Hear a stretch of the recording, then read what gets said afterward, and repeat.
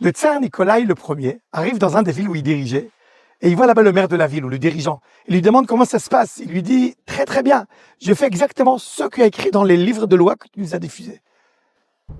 Le tsar Nikolaïev décide de le licencier, de le virer tout de suite de son poste. Les gens qui étaient autour étaient étonnés.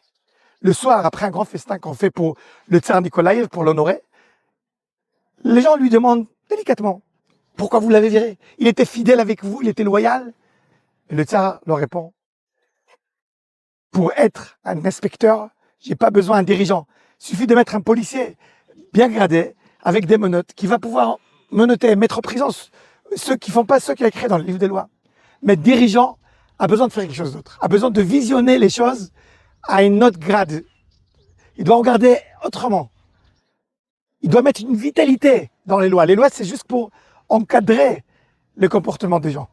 Mais à part cela, on a besoin de mettre de la vie dans ces lois qui sont très très banales. Cette histoire a été racontée par le Rosh Yeshiva de Lomja, en Pologne. Il avait des élèves, 26 élèves qui ont terminé la yeshiva, qui devaient partir dans des villages variés pour devenir rabbins dans ces villages.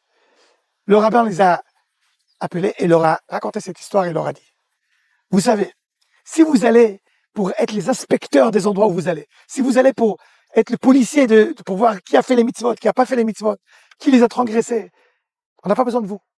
On a besoin des policiers de religion qui vont être là-bas et qui vont inspecter qui se comporte comme ils font. Mais on n'a pas besoin de vous. Vous êtes des rabbins, des gens spirituels, des gens qui ont étudié la Torah profondément, qui ont des bonnes midotes, des bonnes actions. Vous devez être là-bas pour mettre la vitalité dans vos communautés, pour les attacher à notre passé et pour qu'ils vont pouvoir vous visionner leur avenir. La Torah a été donnée dans le désert.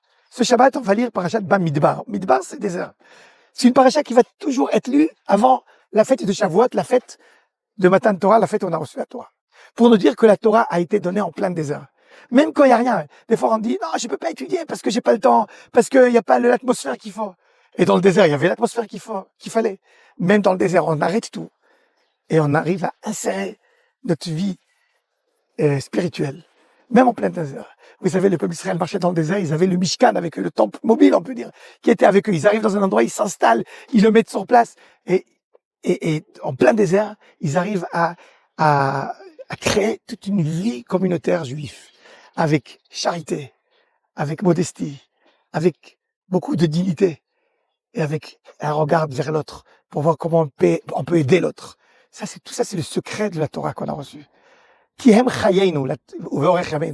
Torah est pas là pour nous dire quoi faire et pas quoi faire. Mais maintenant que oui, la Torah a des ordres, et on est obligé d'accepter ces ordres, de ne pas transgresser les mitzvot. Mais la Torah, c'est une façon de vivre. Il y a une vitalité.